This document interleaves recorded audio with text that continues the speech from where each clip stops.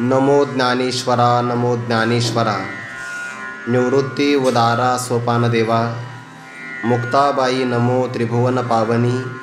आद्यत्रय जननी देवांची जयांचे केलिया स्मरण। होय सकळ विद्यांचे अधिकरण। तेचे वंदू श्री चरण श्री गुरूंचे ते नमस्कारोनी आता। सुखदुःखे समे कृत्वा लाभा लाभो जया जयो। ततो युद्धा युज्यस्व नैवं पापम वाप्स्यसि। सुखी संतोषान यावे दुःखी विषादा न भजावे। आणि लाभा लाभ न धरावे मना माझी। कैवल्य साम्राज्य चक्रवर्ती विश्वमौली ज्ञानोबाराय सकल ब्रह्मनिष्ठ गुरुजनांच्या परमकृपेने श्री भगवती ज्ञानेश्वरीच्या दुसऱ्या अध्यायातील 38व्या श्लोकाला आज प्रारंभ होतो आहे। या अगोदर 11व्या श्लोकापासून तर 30व्या श्लोकापर्यंत साधारण मोहाची निवृत्ती करण्यासाठी भगवंताने दिव्य आत्मज्ञानाचा उपदेश केला आणि यानंतर स्वधर्माच्या ठिकाणी अधर्माची बुद्धी किंवा पुण्यात्मक फल प्रदान करणारा स्वधर्म, त्याच्या ठिकाणी जी पापबुद्धी निर्माण झाली भक्तराज अर्जुनाच्या मनामध्ये, त्याला असाधारण मोह असं म्हणतात। जो एकाच व्यक्तीच्या ठिकाणी अनुभवाला येतो त्याला असाधारण मोह असं म्हणतात आणि जो सर्वांच्या ठिकाणी अनुभवाला येतो त्याला साधारण मोह असं म्हणतात। मोहाचे प्रकार दोन आहे। जो सगळीकडे दिसतो त्याला साधारण असं म्हणतात। व्यवहारामध्ये साधारण आणि असाधारण याचा अर्थ वेगळा आहे। साधारण म्हणजे अतिशय सामान्य आणि असाधारण म्हणजे विशेष, पण पारिभाषिक अर्थ केला तर त्याचा अर्थ वेगळा होतो।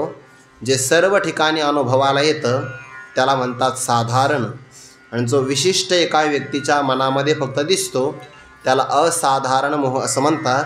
आपल्या अंतःकरणात तर दोनही प्रकारचे मोह असतात। आपल्याला आपल्या कर्माच्या ठिकाणी किंवा स्वधर्माच्या ठिकाणी बऱ्याचदा अधर्माची बुद्धी होऊ शकते, किंवा आपला जर धर्म कठीण असेल तर आपल्याला त्याच्या ठिकाणी क्लेश अनुभवाला येतात, किंवा बऱ्याचदा आपल्याला त्यामध्ये पाप घडतं की काय असंही वाटू शकतं। एखाद्या क्षत्रियाला युद्ध करत असताना माझ्या हातून हिंसा घडते असं वाटू शकतं। आणि साधारण मोह तर सर्वांच्याच ठिकाणी आहे।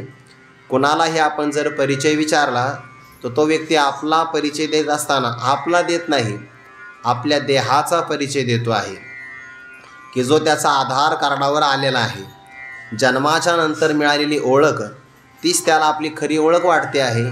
तो असं कधी म्हणतो का, मी वासुदेव तत्वता, नाहम मनुष्यो न च देव यक्षो न ब्राह्मण क्षत्रिय वैश्य शूद्राः न ब्रह्मचारी न गृही वनस्तो भिक्षुर्न चाहम निजबोध रूपः, असं तो कधीच म्हणत नाही।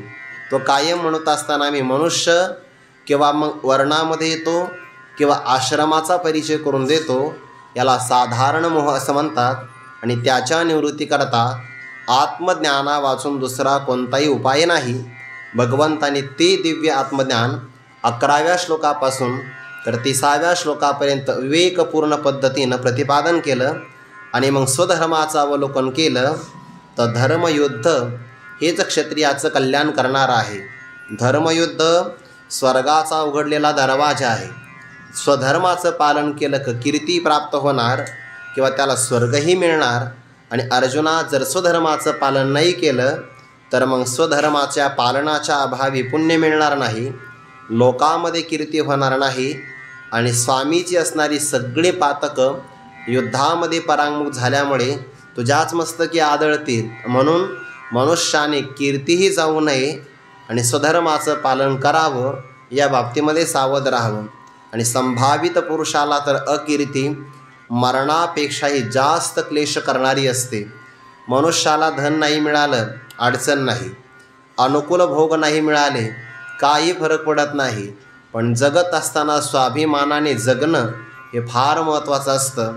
जाणतेनी तवची जी आवे जब अपकीर्ती अंगा न पवे, जाणत्या पुरुषाने तोपर्यंत जगावं जोपर्यंत अपकीर्ती अंगाला येणार नाही। याचा अर्थ काय, जाणत्या पुरुषाने कायम सत्कीर्ती संपादन करूनच जगण्याचा प्रयत्न करावा। आपल्या हातून अपकारक कीर्ती घडेल असा कधीही प्रयत्न किंवा कर्माचरण करू नये।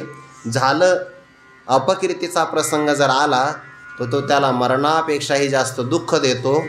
मृत्यू आला तर एकदाच देहाचा वियोग होतो, देह सुटून जातो. पण अपकीर्ती झाली तर देह सुटत नाही, पण दुःख मात्र प्रत्येक प्रसंगाला भोगावं लागतं.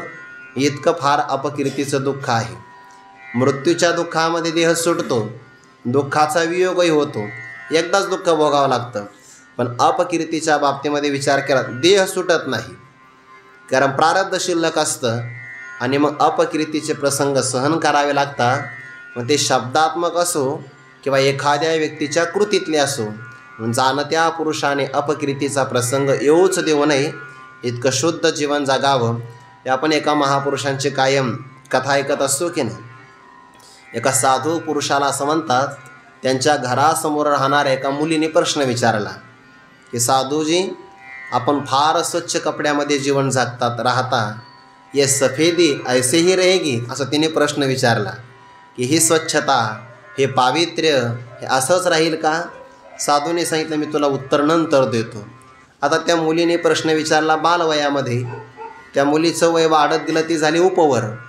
कालांतराने तिचं लग्नही झालं आणि फार प्रदीर्घ काळामध्ये ती पुन्हा माहेरी आली आणि साधूच्याही जीवनातला अंतिम काळ जवळ आला. साधूने शिष्याला पाठवलं, सांगितलं त्या असणाऱ्या स्त्रीने मला लहान वयामध्ये प्रश्न विचारला होता की ये सफेदी ऐसी ही जाएगी.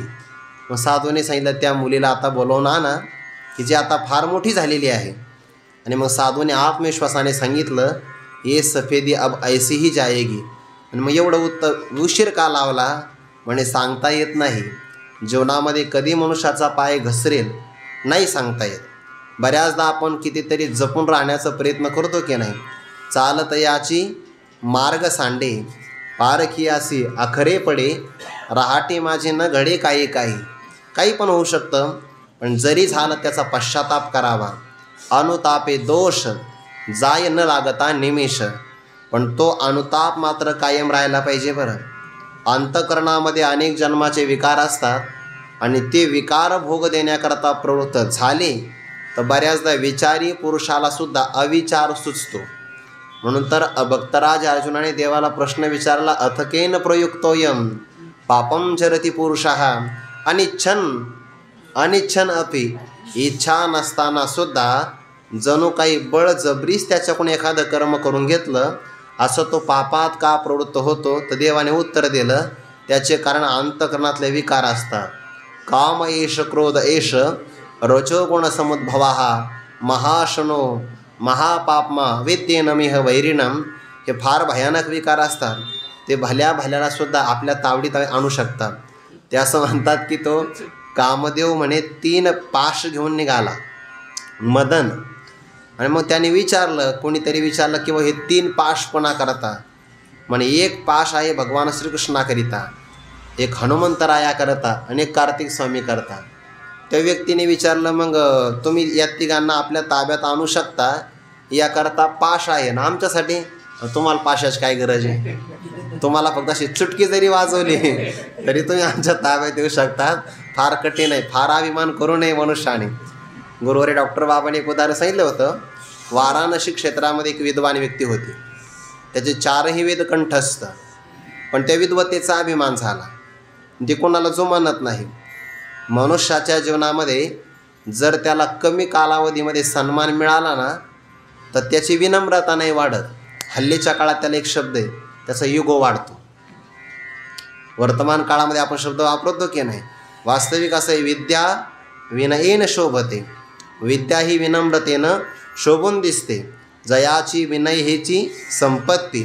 पण बऱ्याचदा विद्वत्ता आली मनुष्याला तर त्याला अहंकार येण्याची सुद्धा शक्यता असते.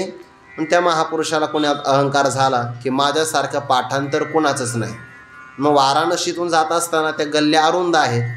त्या अरुंद गल्लीमध्ये एखादा असणारा पशु धावत आला, लोकांची असणारी धावपळ उडाली आणि तेवढ्या प्रसंगामध्ये हा वैदिक ज्याचे 4 वेद कंठस्थ आहे तो धावता धावता त्याचं मस्तक एका विजेच्या लोखंडी खांबावर आदळलं.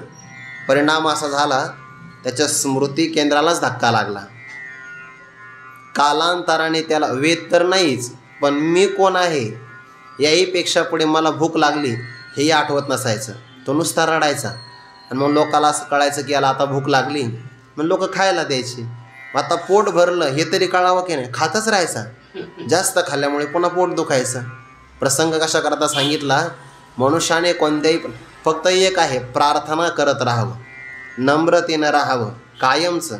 आणि विद्वत्तेचा अहंकार येऊ नये आणि कोणत्याच प्रकारचं येऊ नये. अकीर्तिम चापे भूतानी कथयिष्यन्ति ते व्ययाम संभावितश्च कीर्तिर्मरणादतिरिच्यते. अकीर्ती अवाच्य शब्दही बोलतील. आणि मग अर्जुना ते शब्द ऐकल्यानंतर सामर्थ्य फार मोठं आहे ना तुझं सामर्थ्य एवढं मोठं आहे. देशोदेशीचे राजे स्तुतिपाठक होतात. तुझे गुण तिन्ही लोकांमध्ये उत्तम आहे. आणि सामर्थ्य असं आहे की सगळ्या कौरवांना तुझा धाक आहे. अशेक हा कौरवा धाक तुझा धाक आहे सगळ्यांना. आणि एवढा मोठा असणारा मान मिळाला आणि तो मानपणा निघून जाईल, हिनत्व अंगा येईल जर पळून गेला तर. आणि हे पळूनही जाऊ देणार नाही, धरून फजिती करतील. आणि मग त्यावेळेस रडण्यात काय अर्थ आहे. युद्धामध्ये आला तर आताही रडतोच आहे, आणि पळून गेला आणि अवकाळा केली तर नंतरही रडतोच आहे. त्यापेक्षा अर्जुन आता शौर्याने युद्ध का करू नये. जिंकला तर पृथ्वीचं राज्य मिळेल, आणि मृत्यूपंथाला प्राप्त झाला तर लगेच स्वर्गाची प्राप्ती होईल. जरी तुझ्या मनामध्ये स्वर्गाची अपेक्षा नाही तरी पण स्वधर्माचं पालन दोन्ही अंगाने चांगलंच आहे. जिंकलास तर पृथ्वी, आणि कदाचित पराजय झाला आणि वीरगतीला प्राप्तही झाला तरीसुद्धा स्वर्गच प्राप्त होईल. असं असल्यामुळे अर्जुना युद्धा करता निश्चय कर, पळून जाण्यासाठी नाही. नाहीतर मग भिक्षा मागता भली देश त्यागे जाईजे, मी देशाचा त्याग करेल असा निश्चय करू नको. गिरिकंदारामध्ये राहील हा निश्चय नाही. युद्धाय कृतनिश्चय, युद्धासाठी निश्चय कर. आणि अर्जुना उत्तिष्ठ, पुन्हा तू लवकरात लवकर जागा हो, उठून उभा राहा. मनुष्य हजारो वेळा अपयशाला प्राप्त होऊ शकतो. बरं, स्वामी विवेकानंदांनी त्यांच्या प्रवचनात असं म्हटलं आहे, अपयश येणं, पराजय होणं अडचण ती नाही आहे, पण अपयश किंवा पराजय झाल्यानंतर पुन्हा प्रयत्न न करणं हे चुकीचं आहे.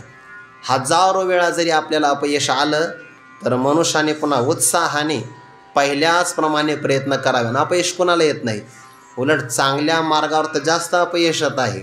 श्रेयांशी बहुनी विघ्नानी, श्रेय मार्गावर जास्त विघ्न असतात. म्हणून विघ्नाला घाबरू नये. प्रतिबंध येतात चांगल्या मार्गाला, कधी कधी गतिरोधक असतात, वळणं असतात, खड्डे असतात, चोर येतात की नाही, हिंस्त्र श्वापद येतात.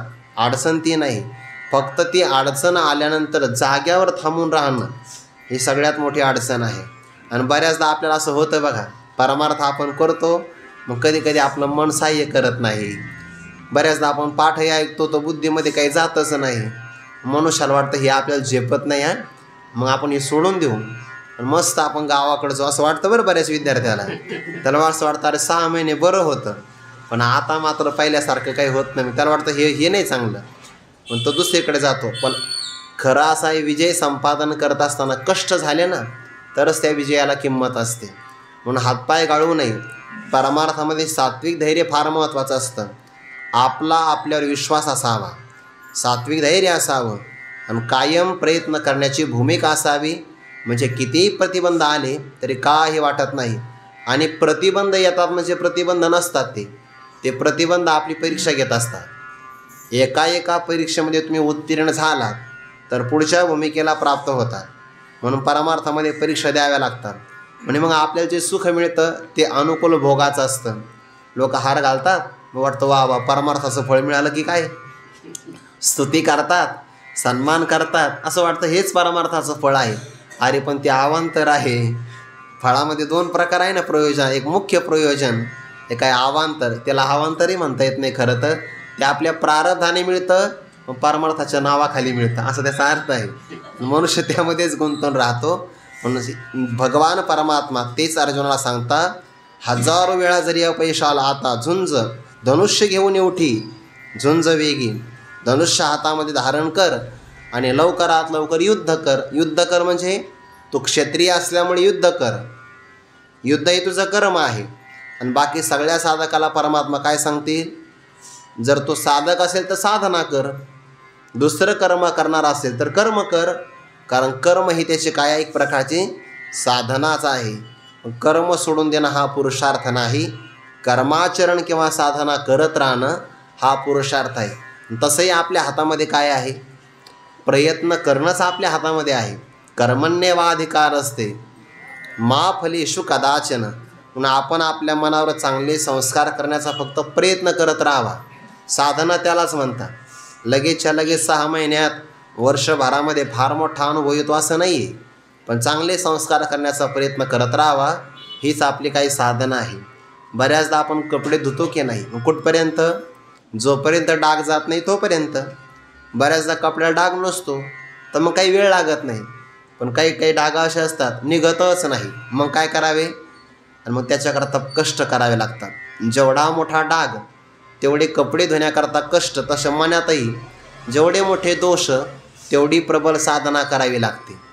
साधनेचं बळ वाढलं की मनाच्या दोषाचा प्रभाव कमी होतो, आणि जर आपली साधना कमी असेल आणि दोष प्रबल जर असेल तर दोषाचा विजय होतो, आणि आपली साधना कमी पडली की मग पराभव होतो. आणि या दोन्हीमध्ये जर आपलं मन आपल्याला सहाय्य करत नसेल तर मनुष्याला वाटतं मग जाऊ द्या, असे तरी आपल्या मनात दोषच येतात, आणि तसे दोषच येतात, त्यापेक्षा मग कशाला उगाच जप करायचा असं वाटतं ना त्याला. तसं वाटू नये, साधना करत राहावं. तस्मादुत्तिष्ठ कौन्तेय युद्धाय कृतनिश्चयः. भगवंताने 2ही अंगाने फल सांगितले. युद्ध केलं तरी फलच आहे, आणि पराजय जरी झाला तरी चांगल्या प्रकारचं फलच आहे. पण मग युद्ध कसं करावं, या जीवनातली फार महत्त्वाची सूत्र भगवंतांनी पुढच्या श्लोकामध्ये सांगितले आहे. आपण जेव्हा श्लोक अनुभवतो की नाही, ते श्लोक असे काही आहेत गीतेमध्ये, तसे तर सगळे पद सगळे अक्षरच महत्त्वाचे आहे, पण त्यातल्या त्यात आपल्याला जवळचे काय असेल, अतिशय जवळचे श्लोक काही, तर त्यातला हा एक श्लोक आहे. कसं जीवन जगावं, कसं कर्माचरण करावं, आणि कशी आपल्या मनाची स्थिती असावी, खूप गोड चिंतन आहे. सुखदुःखे समे कृत्वा लाभालाभो जया जयो ततः युद्धायुज्यस्व न एवं पापम अवाप्स्यसि. हा श्लोकाचा पदच्छेद आहे. कसं राहावं, जया जयो लाभालाभो सुखदुःखे समे कृत्वा, असा क्रम घेतलेला आहे. बरं, मनुष्याला सुखदुःख नंतर मिळतं, अगोदर काहीतरी लाभ होतो. लाभ झालं की सुख, आणि अलाभ झाला की दुःख. पण लाभासाठी समजा राज्य लाभ व्हायचा असेल तर जय मिळावा लागेल, राज्य हातातून निघून गेलं तर पराजय व्हावा लागेल. पण युद्ध केल्यानंतर पहिल्यांदा काय होईल, जय किंवा पराजय. एकतर विजय होईल किंवा पराजय होईल, त्यातही समान राहावं. जय विजयाच्या नंतर कदाचित राज्य लाभ होईल, नाहीतर राज्य सगळं निघूनही जाईल, तरी पण समे कृत्वा, समानच राहावं. आणि त्याचा परिणाम मनावर होतो. राज्य लाभ तर सुख आहे, आणि राज्य लाभ गेला की दुःख आहे.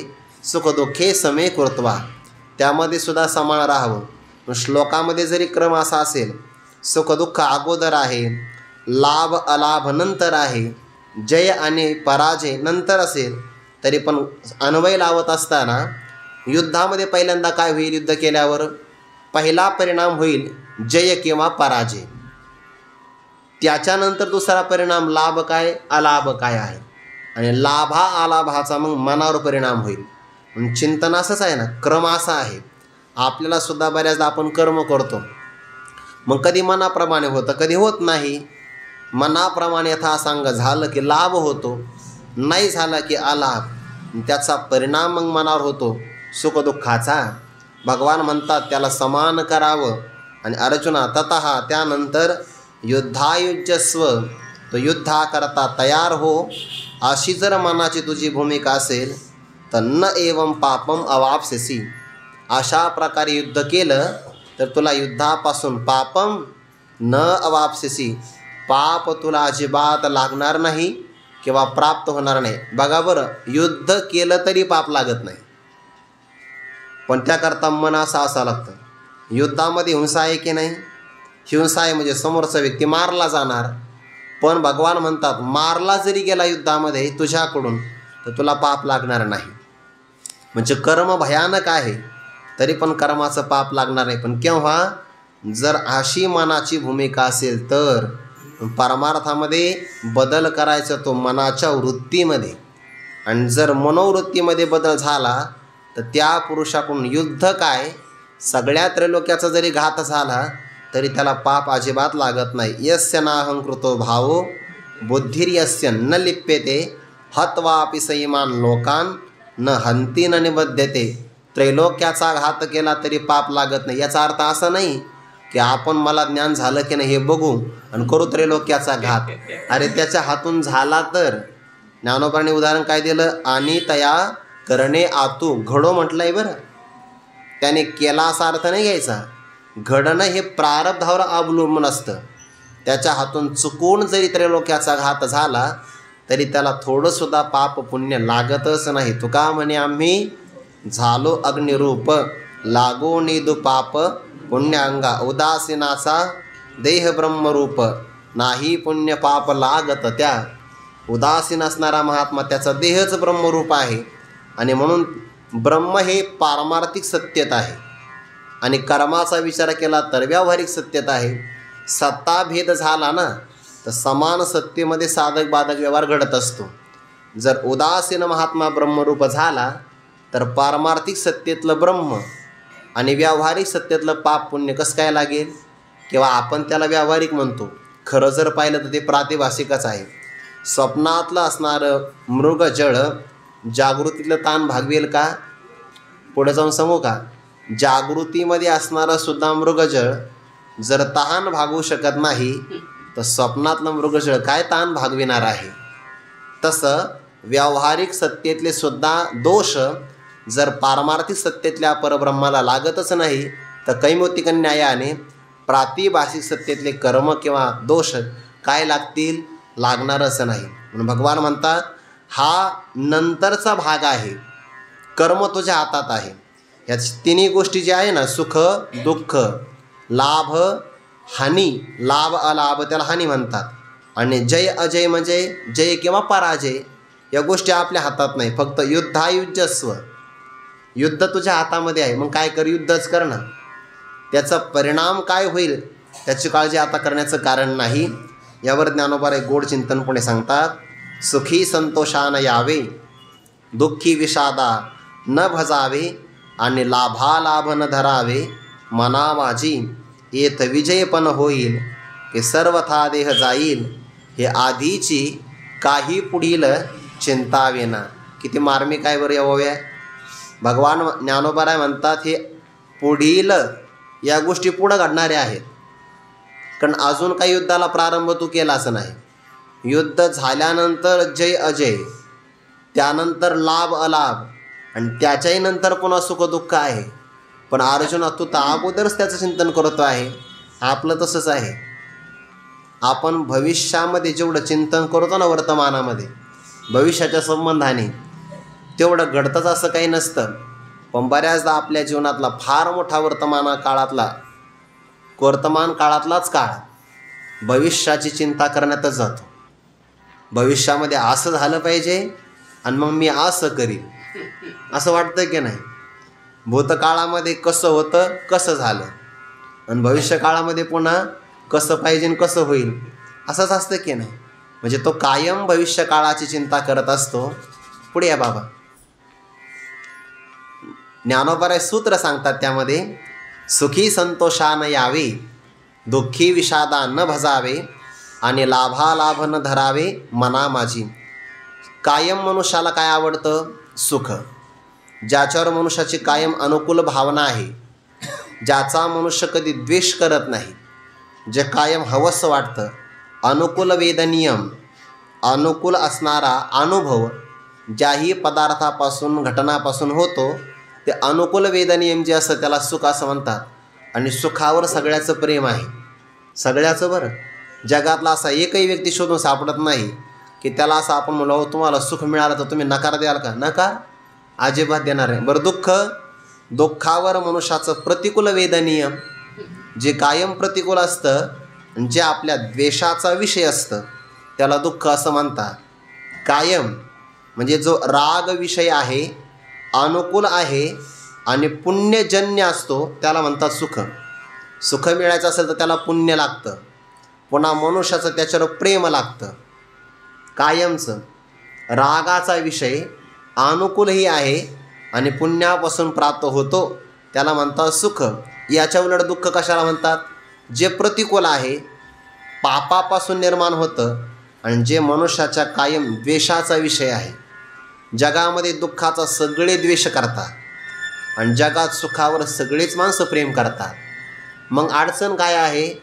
सुख प्राप्तीकरता पुण्य लागतं आणि दुःख प्राप्त करायचं असेल तर पाप लागते. मनुष्य सुखाची अपेक्षा करतात पण सुखाचं कारण जे पुण्य ते कुणीच करत नाही. दुःख जावं असं सगळ्यांना वाटतं पण दुःखाचं कारण जे पाप आहे त्याला सोडत नाही. म्हणजे कारणाला न सोडल्यामुळे दुःख कधी जात नाही आणि पुण्य कधीच करत नाही. त्यामुळे पुण्याचं फळ सुख कधीच मिळत नाही. सगळ्या मानवाच्या याच अपेक्षा आहे. मग अडचण काय आहे? प्रारब्धाने हे मिळत राहतं. आपण गतकाळामध्ये केलेलं ज्ञानोबांची होय ना, आगा कर्मीचे उरावे तै ते सुखदुःखी फळावे तया ते भोगावया यावे देहा एका. अरे अर्जुना, कर्म केलं की कर्म जातं निघून पण कर्माचा संस्कार शिल्लक राहतो. आणि कर्मामध्ये दोन प्रकार आहे, एक पुण्यात्मक कर्म, दुसरं पापात्मक कर्म. मग आज तुम्ही पुण्य केलं तर ते कर्म निघून जातं पण पुण्याचा सूक्ष्म संस्कार अंतःकरणावर राहतो. हातून पाप घडलं, पाप निघून गेलं पण पापाचा सूक्ष्म संस्कार अंतःकरणावर राहतो. त्यालाच म्हणतात कर्मे जे उरावे. कर्म नाही उरत, कर्माचे संस्कार उरत असतात आणि त्याला ज्ञानोबा म्हणतात कर्म सूक्ष्म रूपाने उरणं. बरं, उरलेलं जे कर्म असतं ते बीज रूपाने असतं. मग त्याला दोन प्रकारची फळं येतात. आगा कर्मेचे उरावे ते तेही सुखदुःखी फळावे.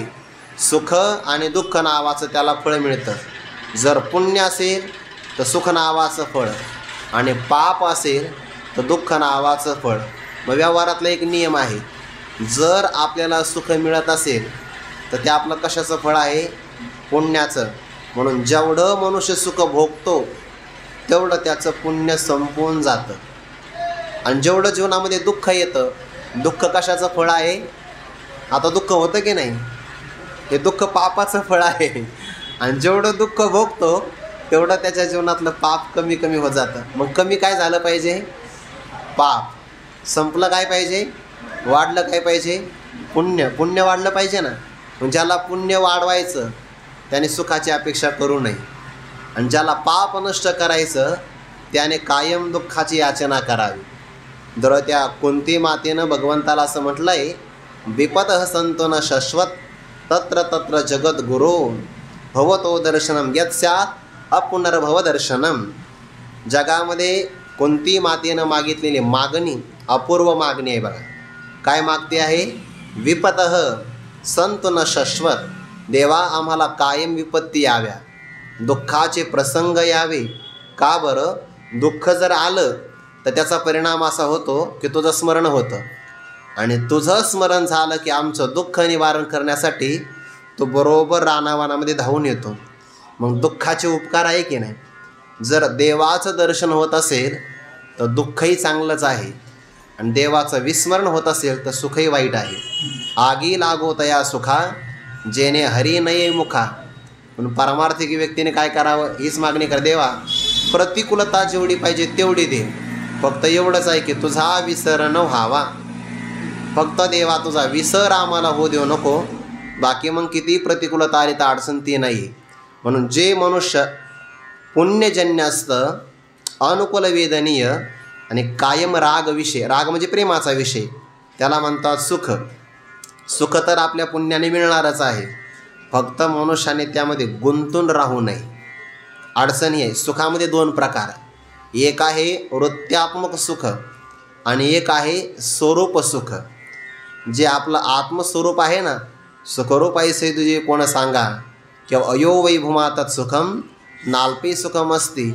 आत्मस्वरूपाचं जे सुख आहे ना त्याचं कधी वियोगही नाही, कारण ते आपलं स्वरूप आहे. पण त्याच्यामध्ये कधी बिघाड होण्याची शक्यता नाही. पण जे वृत्त्यात्मक आहे, वृत्तीजन्य, त्यामध्ये सुखदुःखाचा परिणाम मात्र होऊ शकतो. म्हणून वृत्त्यात्मक सुख एक येणारं जाणार आहे. आणि त्यामध्ये मनुष्य गुंतून राहतो. सुख मिळालं की तो असा आकाशामध्ये वरती जातो. आणि अडचण तीच आहे. ज्ञानोबा म्हणतात सुख मिळालं ना तर मनुष्याने संतोषाला प्राप्त होऊ नये. वास्तविक संतोष फार चांगला आहे. संतोष म्हणजे काय? संतुष्टी, समाधान. ते चांगलं आहे की नाही? जोपर्यंत संतोष नाही मिळत तोपर्यंत सुखच मिळत नाही. खरं तर देखा संतोष एक न जोडे, तवची सुखाचे सैंग साकडे. मग जोडली या कवने कड्या पुरे असे, संतोषा अमृत तृप्तानाम. संतोष हे एक अमृत आहे. आणि त्या अमृताने जो शांत झाला, त्या शांत चित्त पुरुषाला जे सुख मिळतं ना ते धनलोभी पुरुषाला कधीच मिळत नाही. म्हणून संतुष्ट कायम राहावं. ज्ञानोबा इथं काय म्हणतात? आता वास्तविक भक्ताचं पण एक लक्षण आहे ना, संतुष्ट हा सततम योगी वार्षी वेन सागरू, जैसा जळे नित्य निर्वरू, तैसा निरुपचारी संतोषी झोप. मग संतुष्ट राहावं. पण त्या संतुष्टीमध्ये प्रकार ज्ञानोबाने काय सांगितलं 12व्या अध्यायामध्ये? निरुपचार संतोषी. समाधानी पुरुषाचे 2 प्रकार आहे. एक व्यक्ती अनुकूल विषयावर समाधानी असतो आणि एका व्यक्तीचं समाधान कशावरच नसतं अवलंबून, जयाचे आत्मसंतोषी मन राही. ज्याचं समाधान हे स्वतःवर अवलंबून आहे तो पारमार्थिक आहे. आणि ज्याचं समाधान विषयावर अवलंबून आहे तो व्यावहारिक व्यक्ती आहे. म्हणून इथं ज्ञानोबाने काय म्हटलंय? तुम्हाला अनुकूल विषय मिळाले, शब्द स्पर्श रूप रसगंध, आणि त्या अनुकूल विषयाच्या सुखाने जर तुम्ही संतुष्ट होत असाल तर कधी ना कधीतरी तुम्ही दुःखी होणार आहे. हा त्याचा अर्थ आहे. बरं, या ओवीचा अर्थ असा करायचा, कारण सुखी संतोषानं यावे ही ओवी ज्ञानोबा यांचीच आहे. आणि पुढे तैसा निरुपचार संतोषी जो. मग अर्थ काय करायचा? इथे सुखी शब्दाने उपचारातलं समाधान घ्यायचं. आणि 12व्या अध्यायामध्ये उपचाराच्या अभावी मिळणारं समाधान घ्यायचं की ते भक्ताचं लक्षण आहे. म्हणजे ज्याचं सुख कोणत्या विषयावर अवलंबून नाही, कोणत्या व्यक्तीवर अवलंबून नाही, ज्याचं सुख अनुकूल परिस्थितीवर सुद्धा अवलंबून नाही, ज्याचं सुख फक्त आपल्या आत्मसमाधानावर अवलंबून आहे. यस्त्वात्मरतिरेव स्यात् आत्मतृप्तश्च मानवः आत्मन्येवच संतुष्टस्तश्च कार्यं न विद्यते. हे आपणही आपल्या जीवनात पाहिलं पाहिजे. म्हणजे लोकांनी स्तुती केली तर मग आपण संतुष्ट होतो का? स्तुती नाही केली तरी फरक पडत नाही. बऱ्याचदा आपण परमार्थामध्ये अनुकूलतेच्या शोधात राहतो. आपण सोहळ्यामध्ये जातो की नाही, वारीमध्ये. मग आता पांडुरंगाच्या भेटीला चाललो की नाही, आपण ज्ञानोबाच्या सोबत आहे की नाही, मग थोडे 10-15 दिवस सहन करायला काय हरकत आहे. पण तिथेही जाऊन काही माणसं त्या राहुटीच्या संबंधाने भांडणं करतात. आणि ओवी पाठ आहे, सुखी संतोषानं यावे, दुःखी विषादा न भजावे, आहे ना. तिथे गेल्यानंतर काही माणसं किरकिर करत राहतात बघा. का? थोडंसंही सण होत नाही. बऱ्याचदा असं नवीन जागा, काही माणसं पळत जातात जागा धरायला, पळत एकदम असं. धर्मशाळा मिळाली समजा, अडचण काय आहे? ज्याला झोप लागली त्याला पडत्या पावसातही झोप लागते, आणि भूक लागली तर शेळ्या भाकरी पचून जातात. पण तिथेही मनुष्य पुन्हा अनुकूलतेच्या शोधात राहतो. त्याला असं वाटतं की हीच आपली परमार्थी साधना आहे की अनुकूलता मिळत राहावी. वास्तविक सुख मिळालं प्रारब्धाने तर मनुष्याने हर्षित होऊ नये. बघा, सुखही सहन करता आलं पाहिजे आणि दुःखही सहन करता आलं पाहिजे. एका प्रसंगाला दुःख सहन करणं सोपं आहे, सुख सहन करणं सोपं नाही. अपमान सहन करणं सोपं असतं, मान नाही पचत सगळ्यांना. ज्याला कायम मान घेण्याची सवय लागली ना, त्या व्यक्तीला जर आपलं एखाद्या उत्सवामध्ये नाव जरी नाही पुकारलं तर लोक म्हणतात नाही राव, त्यांनी मला इग्नोर केलं, असं म्हणतात की उपेक्षा केली माझी. आणि मग ते अपमान केलेला नसतो पण मानही झालेला नसतो. अपमान नाही केला कोणी पण मान नाही ना झाला, आणि मान झाला नाही की त्याचं सुद्धा एक मनामध्ये दुःख होतं. म्हणून दुःख एक वेळ सहन करता येतं. म्हणजे ज्ञानोबा सूत्र सांगतात, सुख मिळालं तर मनुष्याने संतुष्ट म्हणजे हर्षित होऊ नये. आणि दुःख जर मिळालं, प्रारब्धाचं फळ आहे, जेवढं दुःख मिळतं तेवढं जीवनातलं पाप नष्ट होत जातं. म्हणून दुःख झालं तर आनंद मानला पाहिजे ना, की या रूपाने परमात्म्याने मला दुःख दिलं आणि परमात्मा माझ्या जीवनातलं दुःख नष्ट करतो आहे. असं म्हणतात की तीर्थक्षेत्रामध्ये जर आपल्याला दुःख होत असेल एखाद्या क्षेत्रामध्ये, तर तिथे झालेलं अल्पदुःख गावाकडच्या झालेल्या अनंत दुःखाला नष्ट करतं. तीर्थक्षेत्रामध्ये दुःख झालं, समजा आपण अनवाणी पायाने चाललो, आपल्या पायामध्ये खडे रुतत असेल प्रदक्षिणा करताना, हे तीर्थामध्ये होणारं दुःखच आहे की नाही. पण इथलं होणारं अल्पदुःखसुद्धा बाहेर गावी असणाऱ्या अनंत दुःखाला नष्ट करणारं असतं. म्हणून काय झालं पाहिजे, देवाची कृपा असते आणि देवाची ज्याच्यावर कृपा आहे समजून घ्यावं, त्याच्या जीवनामध्ये प्रतिकूलता येतच राहतात.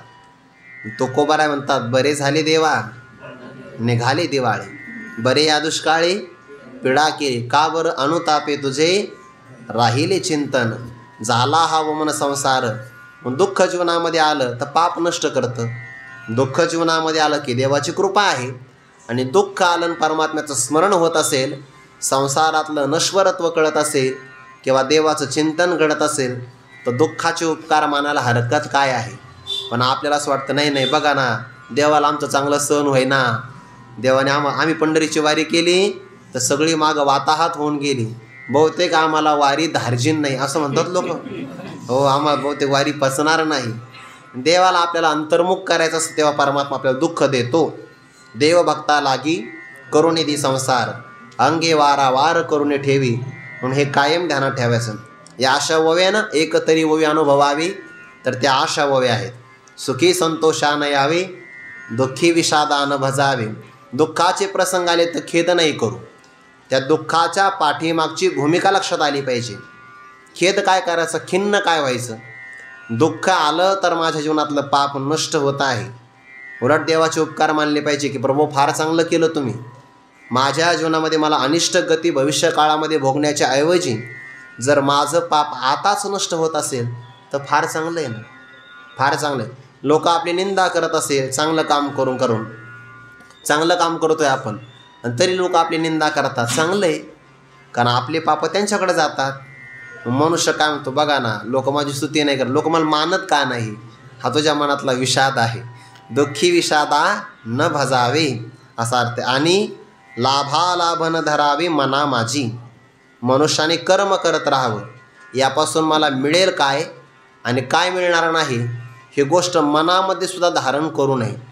आपण कर्म करायच्या अगोदरच आवाका ध्यानात ठेवतो की प्रयोजनम उद्दिष्टन मंदोपी प्रवर्तते.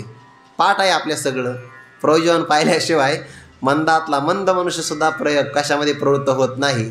लाभ अलाभ आपल्या हातात नाही, कर्म करण्याचा आपल्या हातामध्ये आहे. कर्मण्येवाधिकार असते, मा फलेषु कदाचन. किती लाभ होईल, कधी कधी लाभही होणार नाही, पण केलेले प्रयत्न किंवा कर्म ईश्वरार्पण बुद्धीनं करत राहावं. आणि असा कोणता व्यक्ती बरं जगामध्ये की ज्याला दुःख नाही, उलट आपल्याला फार कमी दुःख आहे. आपल्यापेक्षा जास्त दुःख आपल्या महापुरुषांनी भोगलेले आहे किंवा आपल्यापेक्षाही जास्त दुःख आपल्या भारताला स्वातंत्र्य देत असताना क्रांतिकारकांनी भोगलेलं आहे.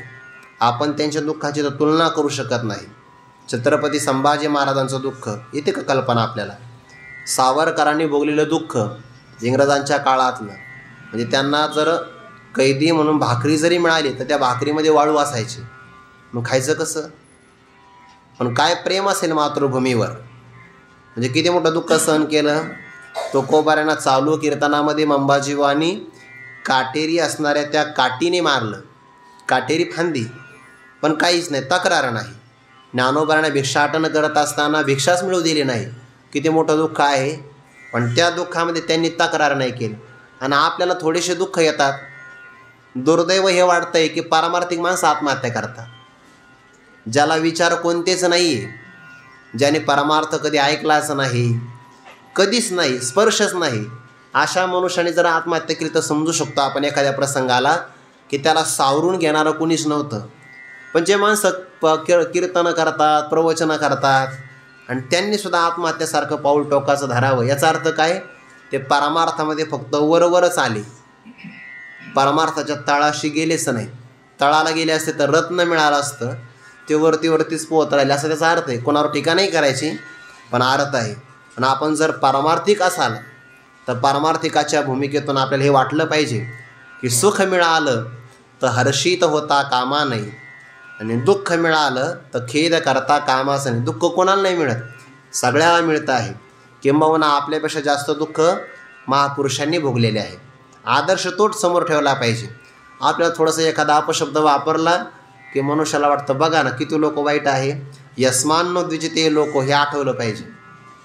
यस्मान्नो द्विजते लोको लोकांनो द्विजते जयाः हर्षामर्ष भयद्वैगैर्मुक्तो यसच मे प्रियः. कायम मनुष्याला आदराची सवय होऊ नये. ज्याला कायम आदराची सवय लागली ना त्याचा थोडासा अनादर झाला त्याला सहन नाही होत. म्हणून मनुष्य प्रतिकूलतेमध्ये राहायला पाहिजे. जे लहान मुलं असतात ना बऱ्याचदा काय होतात, व्यवहारातला नियम असा आहे, तुम्ही चांगलं निरीक्षण करा. बऱ्याचदा आहे ना एखादा व्यक्ती गरिबीमध्ये वाढतो आणि त्याला असं वाटतं की मी जे गरिबीचं दुःख भोगलं ना ते माझ्या मुलांच्या वाट्याला येऊ नये. ते मुलांच्यासाठी तो श्रीमंती कमवून ठेवतो. परिणाम काय होतो, मुलांना गरिबीचं दुःखच माहिती नसतं. त्यांना कष्ट न करता पैसे मिळतात आणि मग ते पैसे उडवतात. म्हणून त्यांना थोडीशी झळ लागली पाहिजे ना, असं त्याचे संस्कार फक्त दिले पाहिजे. पण मोहामुळे लोक कमवून ठेवतात आणि मग बऱ्याच त्या मुलांच्यामुळे आईवडील तुरुंगात जातात ना. अशा व्यवहारात घटना बऱ्याच घडतात. ते असं 17 वर्षाचं ते करतं अपघात. आता कायद्यानुसार त्याच्यावर गुन्हाच लागत नाही. 18 वर्ष पूर्ण नाही. मग आई वडील त्याचं मग आगाकर्मी जीव राहावे ते सुखदुःखी फाळावे. त्यांना त्या तुरुंगामध्ये जावं लागतं. प्रसंग घडतात की नाही असे. म्हणून प्रतिकूलता ही फार महत्त्वाची आहे. जीवनामध्ये गरिबीचं दुःख फार महत्त्वाचं. त्याच्याशिवाय श्रीमंती कळत नाही, मोल होत नाही. ज्या अन्नाची किंमत कोणाला आहे, ज्यानं भुकेचं दुःख अनुभवलं त्याला आहे. ज्याने दारिद्र्याचं दुष्काळाचं दुःख भोगलं की नाही ते माणसं अन्न नाही वाया घालत. आणि ज्याला सहज मिळालं ते माणसं फक्त घेत राहतात आणि अर्धी अर्धी ताटं वाया घालवतात. मोठ्या मोठ्या लग्न समारंभामध्ये बहुधा हे घडतंच बघा. जास्त प्रमाणामध्ये अन्न वाया जातं का, आलेले व्यक्ती त्याची किंमत नसते आणि गरिबाला किंमत असते. तो अगदी ताटातला एक कणसुद्धा वाया जाऊ देत नाही. त्याला माहिती आहे अन्न हे काय आहे, पूर्ण ब्रह्म आहे. म्हणून दुःखही आवश्यकच आहे. आणि प्रारब्ध आणि सुख मिळालं तर हर्षित होऊ नये. गौतम बुद्धांच्या जीवनामध्ये एक अशी घटना घडली म्हणतात. ते एका गावामध्ये प्रवचनाला गेले. प्रवचनाला गेल्यानंतर एक स्त्री रडतच आली. महाराज मी फार दुःखी आहे म्हणे. काय झालं, माझा एकुलता एक मुलगा मरण पावला. काही करा. ती सगळ्या गावात फिरली आहे ना, सगळ्या लोकांना प्रार्थना केली काही करा पण माझा मुलगा जिवंत करा. माये पडोनी बाळक काळे नेता एकुलते एक. प्रचंड दुःख तिला झालं. मातृवात्सल्य अंतकरण आहे. सगळ्या गावामध्ये फिरत राहील गौतम बुद्धांच्या प्रवचनात आले. बरं ज्याला दुःख असतं की नाही त्याला परिस्थिती नाही कळत बघा. समोरच्या महाराजांचं प्रवचन आहे, लोक ऐकतात का काय, काही घेणं देणं नाही. ते दुःखाने गांजलेले असतात. मग ते तुडवत गेली बाई आणि गौतम बुद्धांना सांगितले काही करा पण माझ्या मुलाला जिवंत करा. आता जातस्य हे ध्रुव मृत्यूर ध्रुवम जन्ममृतस्य च. मग गौतम बुद्धांनी सांगितले एक उपाय आहे, तुझ्या मुलाला मी जिवंत करतो पण जिवंत करण्यासाठी माझी एक अट आहे, मला मूठभर तांदूळ लागतात. ती बाई म्हणली मूठभर काय, गोणीभर घेऊन येते. नाही नाही मूठभरच तांदूळ लागतात. निघाली ती आणि फक्त दरवाजापर्यंत गेली. गौतम बुद्धांनी पुन्हा त्याला माघारी बोलवलं. म्हणे एक काम कर माते, मूठभरच तांदूळ आणायचे, गावातून कुणाकडूनही मागून आण पण अशाच घरून मागून आण की ज्या घरात आतापर्यंत कोणी मेलेलंच नाही. आता ती दुःखाने गांजलेली होती, तिच्या त्याला वाक्य लक्षातच नाही आलं. पण ते गावामध्ये मागायला गेली, मला मूठभर तांदूळ द्या. दिले पण ते वाक्य त्याला स्मरण झालं. गौतम बुद्धांनी काय सांगितलं, तांदूळ अशा घरचे पाहिजे की ज्या घरात आतापर्यंत कोणी मेलेलंच नाही. त्याने घरात पाहिलं तसे भिंतीला फोटो लागलेले होते आणि फोटोला हार होते. म्हणजे कोणाचे आहे, ते बाईने सांगितले हे आमचे सासरे, हे आमचे सासू. असं ते सांगायला प्रयत्न. म्हणजे तुमच्या घरात कोणीतरी मेलं का, म्हणे हो. कधी, मागच्याच महिन्यात. हे घ्या तांदूळ, दिले टाकून. असं करता करता ते सगळ्या गावामध्ये फिरले आणि गौतम बुद्धांनी कृतीतून लक्षात आणून दिलं की हे माते, जगामध्ये फक्त तुझाच मुलगा नाही मरण पावला, सगळ्यांचीच मुलं मरण पावणारच आहे. कारण ते आहे ते तर सुटून जाणार आहे. आणि मग त्यांनी सांगितलं महाराज आता मी रडणार नाही. संतांची काय कृती असत्या, सहज बोलणे. हे तो उपदेश करुणी सायास शिकविती. म्हणून दुःख कोणाला होत नाही. दुःख अनेक प्रकारचे सगळ्यांना होतात. पण दुःख जरी झालं तर त्यामध्ये वाहून न जाणं हे आपल्या हातात आहे. सुखी संतोषानं यावे. प्रारब्ध बलाने अनुकूल भोग मिळाले तर मनुष्याला सुख होतं, पण तिथं मनुष्याने सावध राहावं. अरे प्रारब्धाने आलेलं आहे बरं, हे कधी ना कधी जाणार आहे. जे जे आलेलं असतं ते जातच असतं. संयोगावि प्रयोगांता. मनुष्य पकडून ठेवण्याचा प्रयत्न करतो सुखाला. सुख आलं की मी सोडणार नाही असं वाटतं की नाही त्याला. अरे पण ते आलेलं आहे, जे येतं ते जाण्यासाठीच येत असतं, ते कधी ना कधी जाणार आहे. पण सुखामध्ये हर्षित नाही. हे मनावरचे परिणाम आहे. सुख आणि दुःख हे प्रारब्धाचं फळ आहे, पण प्रारब्धाचं फळ मिळाल्यानंतर त्याचा आपल्या अंतःकरणात किती परिणाम होऊ द्यायचा हे आपल्या हातात आहे. ज्ञानीपुरुषालाही सुखदुःख होतंच, फक्त एवढंच आहे की त्यांना सुख आणि दुःख एकच होतं, आपल्याला दोन दोन होतात. प्रारब्ध आणि सुखदुःख होतं हे एक होतं, आणि मलाच का दुःख झालं या विचाराने पहिलं दुसरं दुःख होतं. संत महापुरुषाला दुःख होतं. ज्ञानोबांची ओवी फार गोड आहे बघा 6व्या अध्यायामध्ये.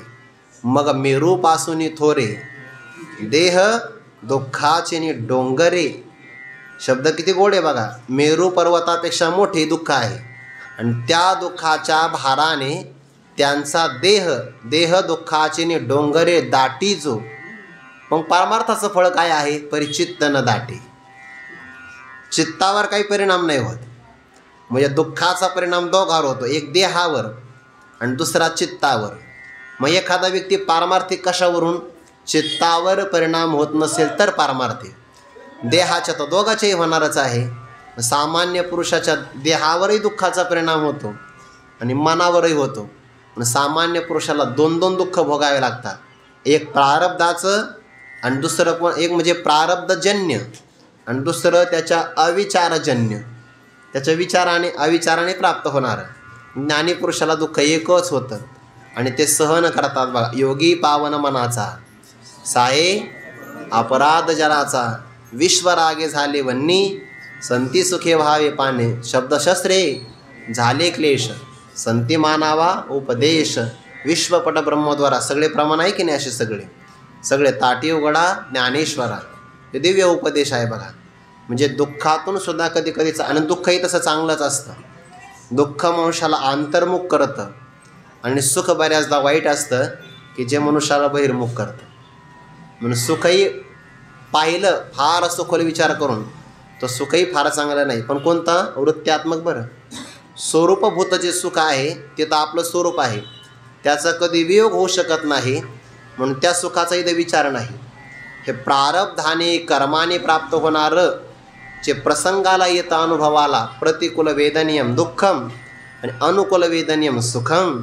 तर या सुखाच्या बाबतीमध्ये मनुष्याने हर्षित होऊ नये, म्हणजे संतोषा न यावे. दुःख प्राप्त झालं तर विषाद म्हणजे खेद, खंत, किंवा त्याला एक शब्द आला आहे विषादाला, अवसादन, म्हणजे आपल्या शरीरामध्ये बळ न राहणं, अवसान न राहणं, त्याला विषाद म्हणतात. म्हणजे काही मनुष्य अशा हातपाय गळून जातात की नाही, त्याला विषाद म्हणतात. तर दुःख आलं की विषादाला प्राप्त होऊ नये. गरीब माणसं फार जास्त दुःख सहन करतात बरं आपल्यापेक्षाही. आता आपण जर बाहेर पडलो तर आपल्याला ऊन लागतं, बरोबर आहे ना? आपण थोडंसं फिरलो समजा की आपल्याला 5-10 मिनटामध्ये ऊन लागतं. आणि काही रस्त्यावर मुलं फिरतात बघा, ते नाही का प्लास्टिकचं पिशवीचं घर असतं त्यांचं, थोडंसं दगडाचे वगैरे कामे करतात, पाथर वटव. त्यांच्या मुलाच्या पायात चप्पल नाही, डोक्यावर टोपी नाही, अंगावरही कपडे नाही, उघडेच असतात, ऊनच लागत नाही त्यांना. का? कारण त्यांनी ते दुःख पचविलेलं आहे. आणि आपल्याला दुःख नाही लागत, म्हणजे दुःख सहन करण्याची क्षमताच नाही आपली. पण थोडासा एखादा व्यक्तीने तिरकस पाहिला आपल्याकडं, आपल्या वाटतं बस आता आपल्या जीवनात काहीच पुरुषार्थ नाही. एखादा अपशब्दाने बोलला चुकून पलीकडे, मला असं बोललो असं वाटतं की. ज्ञानोबाने उदाहरण दिले बघा. थेंबी न विरे वारीने शोके चिखलो जायचा. चिखलाप्रमाणे होतं आपलं. पाण्याचा थेंब पडला की विर गळतो, आणि वारं आलं की चिखल कसा होतो? सुकून जातो. तसं एखाद्याने आपली स्तुती केली, वा प्रसन्न होतो, मग जेवतही नाही. आणि एखाद्याने आपला अपमान केला तर मगही जेवत नाही. कारण स्तुतीच त्याला गोड वाटते, तर मग जेवायची काय गरज? आणि निंदा केल्यामुळे जेवण गोड लागत नाही, म्हणूनही परिणाम होतो. सुखी संतोषानं यावे, दुःखी विषादा न भजावे, आणि लाभालाभ न धरावे मना माझी. आणखीन एका पदाचं चिंतन राहिलं बरं. इथे सुखदुःखे आणि लाभालाभो. आता जयाजयूचं चिंतन करायचं आहे, पण ते आज नाही, ते आपण उद्या करू. पुंडलिक वरदारी विठ्ठल श्री ज्ञानदेव तुकाराम माऊली ज्ञानेश्वर महाराज की जय. जगद्गुरु तुकाराम महाराज की जय. सद्गुरु जोग महाराज की जय.